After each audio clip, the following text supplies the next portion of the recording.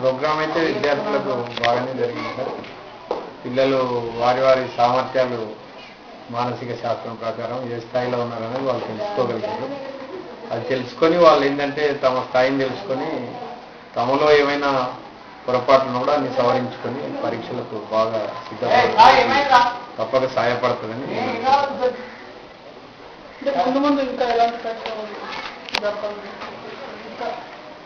ముందు అయితే ఇప్పుడు 10వ తరగతి పరీక్షలు అయితే సమీపిస్తున్నాయి సార్. ఇప్పుడు టైం అయితే ఈ అకాడమిక్ ఇయర్ టైం లేదు.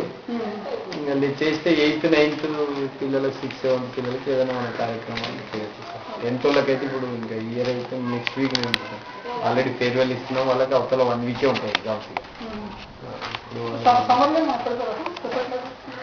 సమ్మర్లో 9th పాస్ అయిన వాళ్ళకు పెడదాం.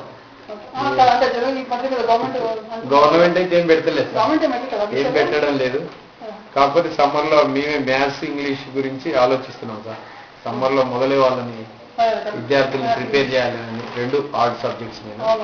ఈసారి మొట్టమొదటి మాకు ఎక్కువ మంది పిల్లలు ఫెయిల్ అయ్యి కూడా మ్యాథ్స్ ఇంగ్లీష్ ఫెయిల్ అవుతున్నారు.